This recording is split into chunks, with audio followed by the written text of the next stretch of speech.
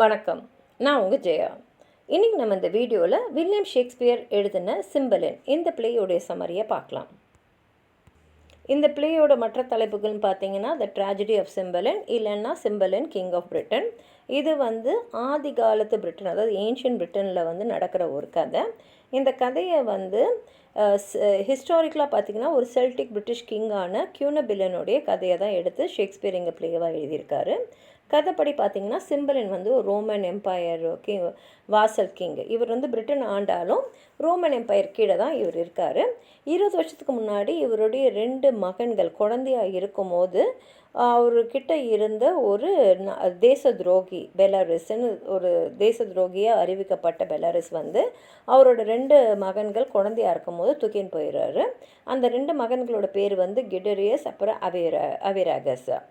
இப்போ சிம்பலனுக்கு இருக்கிறது ஒரே ஒரு பொண்ணு தான், அதுவும் இமோகன். அதனால் அவர் என்ன நினைக்கிறாருன்னா, இந்த இமோகனுக்கு ஒரு ராஜாவை கல்யாணம் பண்ணிக்கிட்டு நம்மளுடைய அடுத்த சந்ததிகள் ராஜா பரம்பரையாக இருக்குன்னு நினச்சிட்டு இருக்காரு. ஆனால் இமோகன் அவங்களோட கோர்ட்டில் இருக்கக்கூடிய ஒரு மெம்பரான பாஸ்துமஸ் லியோனேட்டஸ் தான் ரகசியமாக திருமணம் பண்ணிக்கிறாங்க. திருமணத்துக்கு சாட்சி அவங்க 2 பேரும் என்ன பண்ணுறாங்கன்னா, இமோகன் பாஸ்துமஸோட பிரேஸ்லெட்டையும் பாஸ்துமஸ் இமோகனுடைய மோதிரத்தையும் பரிமாறிக்கிறாங்க. ஆனால் சிம்பலனுக்கு இந்த திருமணத்தை ஏற்றுக்கிறதுல உடன்படிக்கை இல்லை. அதனால் அவர் என்ன பண்ணிடுறாருன்னா, பாஸ்துமஸை நாடு கடத்திடுறாரு. இமோகனை அவனை சந்திக்கவே கூடாதுன்னு சொல்லிடுறாரு. ஏன்னா சிம்பலன் மூலமாக அந்த பரம்பரை வளர்கிற மாதிரி இமோகன் மூலமாகவும் ஒரு ராயல் பிளட்டோடைய வாரிசு தான் அடுத்த பிரிட்டிஷ் த்ரோனில் உட்காரணுன்றது அவருடைய எண்ணம். ஆனால் அதே சமயத்தில் சிம்பலனுடைய ராணி அவங்களுக்கு இதுக்கு முன்னாடி நடந்த திருமணம் மூலமாக கிளாட்டன் ஒரு மகன் இருக்கான். அவனை இமோகனுக்கு திருமணம் பண்ணி கொடுத்துடணும் அப்படின்ற எண்ணம் இருக்குது. இதனால் அவங்க என்ன பண்ணுறாங்கன்னா, இமோகனுக்கு திருமணம் பண்ணிவிட்டு மகனை அங்கே உட்கார வச்சிடணும். அதாவது அரியணையில் அடுத்தது இமோகனையும் சிம்பலனையும் கொண்டுடணும். அதனால் அவங்க என்ன பண்ணுறாங்கன்னா, கோர்ட் டாக்டர்கிட்ட ஒரு பயங்கரமான விஷத்தை கேட்டு வாங்குகிறாங்க. இப்போ கோர்ட் டாக்டராக இருக்கிறது கார்னிலஸ். இவருக்கு சந்தேகமாக இருக்குது, இவங்க எதுக்கு இவ்வளோ கொடூரமான ஒரு விஷத்தை கேட்குறாங்கன்னு சொல்லிட்டு விஷத்தை கொடுக்கறது பதிலாக தூக்க மருந்தை தான் விஷம்னு சொல்லிட்டு கொடுத்துட்றாரு. இந்த ராணியை என்ன பண்ணிடுறாங்கன்னா, பாஸ்துமஸ் இமோகன் இவங்க 2 பேருக்கும் விசுவாசமான ஒரு வேலையாளர் இருக்கிறது பிசானியோ. அவங்ககிட்ட இது ஒரு மருந்து, உடம்புக்கு நல்லதுன்னு சொல்லி இதை இமோகனை கொடுத்துடுன்னு சொல்லிவிட்டு அவங்க கொடுத்துறாங்க. இப்போ இமோகன் கிட்டேயும் அவன் பிசானியோ இது மருந்து அப்படின்னு இவனுக்கு உடம்பு செல்லபோது எடுத்துக்கோன்னு சொல்லிட்டு கொடுத்துட்றான். இப்போது பாஸ்துமஸோடு நம்ம இருக்க முடியலையேன்ற வருத்தத்தில் இமோகன் இருக்கும் போது கிளாட்டன் எப்படியாவது அவளை அடையணுன்றதுக்காக பல முயற்சி செய்கிறதுனால இமோகன் அவளுடைய அறைக்குள்ளேயே இருக்கா, வெளியிலேயே வரமாட்டேன்றா. இவங்கிட்ட தப்பிக்கிறதுக்கு என்னெல்லாம் செய்யணுமோ செஞ்சுட்டுருக்கா. இப்போ பாஸ்துமஸ் இட்டாலியில் இருக்கான். அங்கே அவன் லாச்சிமோ அவன் மீட் பண்ணுறான். அப்போது பாஸ்துமஸ் இமோகனை பற்றி பெருமையாக சொல்கிறான். அவள் என்னை தவிர யாரும் நினைக்க மாட்டா, அது இதெல்லாம் சொல்லும் போது லாச்சிமோ என்ன சொல்கிறான்னா, அப்படிலாம் கிடையாது, நான் போய் இமோகனோடைய கூட இருந்துகிட்டே வரேன், அவள் உண்மையானவை இல்லைன்றதை நான் உனக்கு நிரூபிக்கிறேன். அப்படி நிரூபிச்சின்னா நான் உன் கையில் போட்டிருக்கல அந்த மோதிரத்தை நீ எனக்கு கொடுத்துடணும். அப்படி நான் தோத்துட்டேன்னா நீ என்னோட சண்டை போட்டுக்கலாம் அப்படின்றா. ஏன்னா பாஸ்துமஸ் ஒரு பயங்கரமான ஒரு சிறந்த வீரன். இப்போ லாச்சிமோ பிரிட்டனுக்கு வரான். இமோகனை கவர்றதுக்கு என்னென்னவோ செய்கிறான். ஆனால் இமோகன் அவனை கண்டுக்கவே இல்லை. அதனால் லாச்சிமோ என்ன பண்ணுறான்னா, அவளோட அறைக்கு பக்கத்தில் ஒரு ரூமில் ஒளிஞ்சி இருந்து ராத்திரி இமோகன் தூங்கும் போது அவள் பாஸ்துமஸோட பிரேஸ்லெட் போட்டிருக்காள், அதை கைட்டி எடுத்துக்கிறான். அதே மாதிரி அந்த அறை எப்படி இருக்குன்றதும் பார்த்துக்கிறான். அது மாத்திரம் இல்லாமல் தூக்கத்தில் அவள் உடம்புல கொஞ்சம் இடம் தெரியும் இல்லையா, அந்த இடத்துல இருக்கக்கூடிய ஒரு மச்சத்தையும் பார்த்துக்கிறான். சரி, இதெல்லாம் நம்ம அடையாளமாக சொல்லலான்னு சொல்லிட்டு அவன் பாஸ்துமஸ் கையில் இதை பாருன்னு சொல்லிவிட்டு அந்த பிரேஸ்லெட்டை எனக்கு அவள் கொடுத்தான்னு சொல்லிடுறான். அந்த அறையை வர்ணிக்கிறான். அவள் உடம்புல இருக்கிற அந்த மச்சத்தையும் சொல்கிறான். இதெல்லாம் கேட்ட உடனே பாஸ்துமஸ்க்கு ரொம்ப கோவம் வந்துட்டு அவன் 2 லெட்டர் எழுதுகிறான். ஒன்று பிரிட்டனுக்கு இமோகனுக்கு சொல்கிறான், இந்த மாதிரி நான் உன்னை பார்க்கணும், நீ மில்ஃபோர்ட் ஹேவனுக்கு வந்துடு அப்படின்னு சொல்கிறான். அந்த மில்ஃபோர்ட் ஹேவன்றது வெல்ஷ் கோஸ்ட்டில் இருக்குது. இன்னொன்று அவனுடைய விசுவாசமான வேலையாளன பிசனோக்கு. அவங்ககிட்ட என்ன சொல்கிறான்னா, இமோகன் மில்ஃபோர்ட் ஹேவனுக்கு வருவா, அங்கே நீ அவளை கொன்னுடு அப்படின்னு.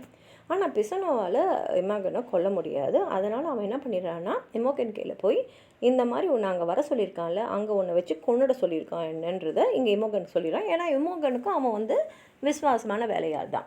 இப்போ இமோகன் என்ன பண்ணுறான்னா என்ன ஆச்சு, ஏன் இந்த மாதிரி ஆச்சுன்னு தெரிஞ்சுக்கிறதுக்காக அவள் ஒரு ஆம்பளையாக வந்து வேஷம் போட்டுட்டு அவள் வந்து மில்ஃப்ரோட் ஹேவனுக்கு ஏதோ வேலை தேடி போகிற மாதிரி போகிறாள். இங்கே என்ன ஆகிடுதுன்னா, இவன் வந்து ஏற்கனவே வந்து அந்த ராணி கொடுத்த விஷத்தை வந்து அது மருந்து நினச்சி கொடுத்துருக்கான் இல்லையா. இப்போ அவன் மனசில் ரொம்ப கஷ்டமாக இருக்குது, ஏன் வந்து நம்மளை வந்து பாஸ்துமஸ் வந்து கொல்ல சொன்னான் அப்படின்றதுனால இந்த மருந்தை வந்து குடித்தோன்னா நம்ம மனசும் வந்து தைரியமாக இருக்கும்னு சொல்லிட்டு இப்போ ஆம்பளை விஷயத்தில் இருக்கா இல்லையா, அவள் பேரை ஃபிடல்னும் வச்சுக்கிட்டு போகிறா. ஃபிடல்னால் உண்மையானவங்க, ஃபேத்ஃபுல்னு அர்த்தம். இப்போ வந்து சிம்பலன் கோர்ட்டில் வந்து சிம்பலன் என்ன பண்ணுறான்னா, ராணியோட பேச்சை கேட்டுட்டு பிரிட்டனுக்கு எப்போதுமே அவங்க அனுப்புகிற கப்பத்தை கட்ட மறுக்கிறான். அதனால ரோமன்லேருந்து அம்பாசிடரான கையஸ் லூசியஸ் அங்கே வந்து சிம்பலன் கையில் சொல்கிறாரு, இந்த மாதிரி நீ கப்பம் கட்டலைன்னா நீ வந்து ரோமன் எம்பரரோட கோபத்துக்கு ஆளாகுவ, அப்போ வந்து ரோம்லேருந்து படை வந்து உன்னை தாக்கும் அப்படின்னு. அதே சமயத்தில் கிளாட்டனுக்கு தெரிஞ்சிடுது இமோகன் வந்து பாஸ்துமஸை பார்க்க போயிருக்கா, அங்கே மில்ஃப்ரெட் ஹேவனில் தான் இருப்பான்னு. அதனால் அவன் என்ன பண்ணுறான்னா, எப்படியும் அவள் பாஸ்துமஸ் தானே பார்க்க போயிருக்கா, அதனால் நம்ம பாஸ்துமஸ் மாதிரி ட்ரெஸ் பண்ணின்னு போகலாம் அப்படின்னு சொல்லிட்டு அவன் பாஸ்துமஸோட ஆடையை போட்டுக்கிட்டு அவன் வந்து அப்படியே வந்து பாஸ்துமஸையும் கொண்டுடலான்னு சொல்லிட்டு அங்கே போகிறான். அவனோட மனசுக்குள்ளே என்ன ஐடியா இருக்குன்னா, நம்ம இமோகன் எப்படியாவது ரேப் பண்ணிடணும், அப்புறம் அவளை தூக்கின்னு வந்து இங்கே திருமணம் பண்ணிக்கணும்னு நினச்சிட்டு இருக்கா.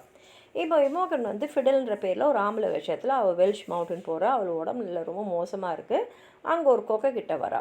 அந்த குகை யாருதுன்னா, தேச துரோகின்னு ஊரை விட்டு பெலரேசி அமிச்சாங்க இல்லையா சிம்பலின், அவரும் வந்து சிம்பலோட 2 குழந்தைங்களையும் ஆண் மகன்களையும் தூக்கிட்டு வந்துட்டாங்க இல்லையா, அவங்க 2 பேரையும் வச்சு வாழ்ந்துட்டுருக்க குகை அது.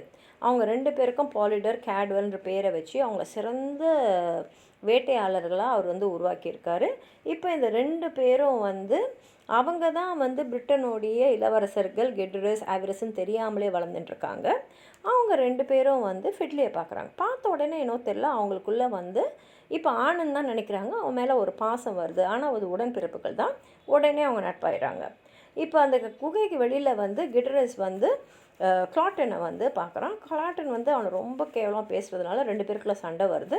சண்டையில் கெட்ரஸ் வந்து கிளாட்டனோட தலையே வெட்டி எடுத்துடுறான். அதே சமயத்தில் இமோகனோட உடம்பு ரொம்ப மோசமாக இருக்கிறதுனால அவள் மருந்தை நினச்சிக்கிட்டு அந்த ராணியை வந்து கொடுத்த அந்த பாய்சனை அவள் குடிச்சிடுறா. அது வந்து ஒரு தூக்க மருந்து, பார்க்கறதுக்கு இறந்த மாதிரியே இருக்கும். இப்போ இந்த 2 ஆண்களும் உள்ளே வந்து பார்க்கும்போது அவங்களுடைய தோழர், இப்போ நெருங்கிய தோழரான வந்து நண்பர் வந்து இறந்து கிடக்குறான்னு பார்த்த உடனே சரின்னு வந்து அந்த உடலுக்கு பக்கத்துலேயே கிளாட்டனோட தலையும் வெட்டி எடுத்துருக்காங்க இல்லையா, அந்த உடலை வச்சுட்டு இவங்க 2 பேரையும் புதைக்கிறதுக்காக ஏற்பாடு செய்யறதுக்காக போடுறாங்க. இப்போ இமோகன் எழுந்து பார்க்குறா, பக்கத்தில் தலையில்லாத உடல் இருக்குது, ஆனால் உடம்புல இருக்கிற ஆடை வந்து பாஸ்துமஸோட ஆடை. அதனால அவர் பாஸ்துமஸ் தான் இறந்துட்டாரு அப்படின்னு நினச்சிக்கிட்டு அவள் வந்து வருத்தப்படுறான். லூசியஸோட ரோமன் சோல்ஜர்ஸ் எல்லாம் பிரிட்டனுக்கு வந்துடுறாங்க. அவங்க வந்து வேல்ஸ்க்கு போகும்போது தான் லூசியஸ்க்கு ஒரு விஷயம் தெரியுது. அதாவது வந்து இங்கே வருத்தத்தில் ஃபிடல் வந்து இருக்கா.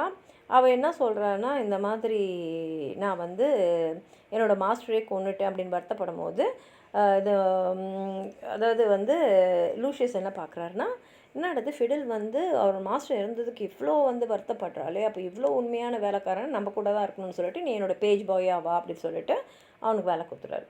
இப்போ வந்து பையனை காணுன்றது ஏக்கத்துலேயே ராணி வந்து மனநிலை பாதிக்கப்பட்டு ரொம்ப மனசு கஷ்டத்தோடு உடல் நலமும் பாதிக்கப்படுது.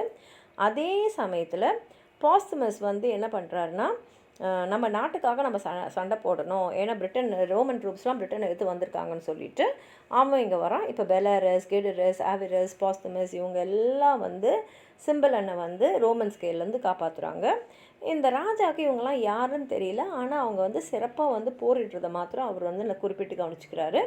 அதனால தான் அவரால் வந்து லூசியஸ் லாச்சிமோவெல்லாம் வந்து வின் பண்ண முடியுது. பாஸ்துமஸை வந்து அவனை கேப்சர் பண்ணுறதுக்கு அவனே அலோவ் பண்ணிடுறான். அவனோட சேர்ந்து ஃபிட்லேயும் கேப்சர் ஆகுறாங்க. அதே மாதிரி மற்ற உண்மையான ரோமன்ஸ் எல்லாம் அங்கே இருக்காங்க, ஜெயிலில் இருக்காங்க. ஜெயிலில் வந்து பாஸ்துமஸ் தூங்கும் போது கனவில் வந்து அந்த ஃபேமிலியோட டெட் கோஸ்ட்லாம் வந்து இந்த மாதிரி ஜூபிட்டரோடைய அந்த ஃபேட் சொல் ஜூபிட்டரே அங்கே வராரு. வந்து இனிமேலுக்கு உங்களுக்கெல்லாம் நல்லது தான் நடக்கும், பாஸ்துமஸ்க்கும் நல்லா நடக்கும், பிரிட்டனுக்கும் நல்லது நடக்கும்னு சொல்கிறாரு. அப்போ கார்னலியஸ் அங்கே வராரு. வந்து ராஜா வந்து ராணி வந்து இறந்துட்டாங்க, ஆனால் இறக்கிறதுக்கு முன்னாடி அவங்க கணவருக்கும் மற்றவங்களுக்கும் வந்து அரியணையோடைய ஆசை மேலே என்னென்னலாம் தப்பு பண்ணியிருக்காங்கன்றத சொல்லிட்டாங்கன்னு. இப்போ என்ன ஆகிடுதுன்னா, சிம்பர்லின் வந்து ஓ அப்படின்னு வந்து உண்மையெல்லாம் தெரிஞ்சுக்கிட்டு அவர் வந்து இப்போ எல்லாரையும் யார் யாரெல்லாம் வந்து அவங்க வந்து கைது செஞ்சாங்களோ அவங்களெல்லாம் வந்து மரண தண்டனை விதிக்கணும்ல போகிறார். ஆனால் ஃபிட்லியை பார்த்த உடனே இவ்வளோ அழகாக தெரிஞ்ச முகமாக இருக்கே அப்படின்னு வந்து அவர் வந்து யோசிக்கிறாரு. அதே மாதிரி ஃபிட்லி வந்து பாஸ்மஸோட மோதிரம் வந்து லாச்சிமோடைய விரலில் இருக்கிறத பார்க்குறா.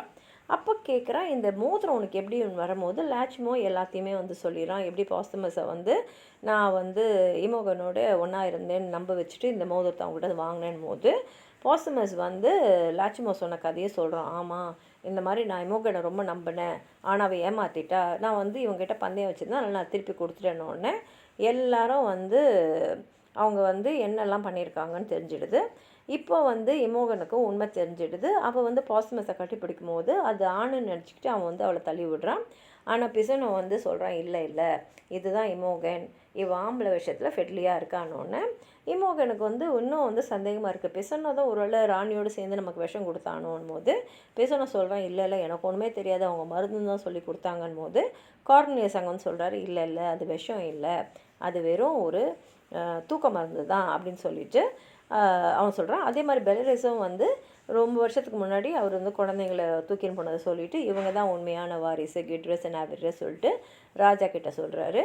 இப்போ 2 வாரிசுங்களும் அங்கே வந்துட்டதுனால இமோகனால் பாஸ்மஸை கல்யாணம் பண்ணிக்க முடியும். ஏன்னா அவங்க மூலமாக தான் வாரிசு வரணுன்ற கட்டாயம் இப்போ இல்லை. அதனால் சிம்பலினும் வந்து பெலாரிஸு அப்புறம் மற்ற ரோமன் பிரிசனர்ஸ் எல்லாருமே வந்து மன்னிச்சுறாரு. லூஷியஸ் அண்ட் லாச்மோவும் மன்னிச்சு விட்டுறாரு. லூஷியஸ் வந்து அவரோட சூட்சேயரை கொண்டு வந்துட்டு சொல்கிறாரு, அவர் வந்து என்னென்னலாம் இப்போ நடந்ததுன்றதை சொல்லிவிட்டு இனிமேலுக்கு எல்லாரும் சந்தோஷமாக இருப்பீங்க அப்படின்றாரு. அதே மாதிரி சிம்பலனும் சொல்கிறாரு, ராணியோட பேச்சு கேட்டு தான் நான் கப்பம் கட்டாமல் விட்டுட்டேன், இனிமேலுக்கு வந்து ரோமுக்கும் பிரிட்டன் இருக்கிற உறவு வந்து சிறப்பாக இருக்கணும், நான் வந்து தொடர்ந்து கப்பம் கட்டுவேன் அப்படின்ற உறுதியை வந்து கொடுத்துட்றாரு. இதோடு வந்து ப்ளே முடியுது. உங்களுக்கு எதாவது சொல்லணும்னு நினச்சிங்கன்னா கீழே இருக்கிற கமெண்ட் பாக்ஸில் எழுதுங்க. இந்த வீடியோவை லைக் பண்ணுங்கள், உங்கள் ஃப்ரெண்ட்ஸோடு ஷேர் பண்ணுங்கள். சப்ஸ்கிரைப் பண்ணாதவங்களாம் ப்ளீஸ் சப்ஸ்கிரைப் பண்ணி சப்போர்ட் பண்ணுங்கள். நன்றி.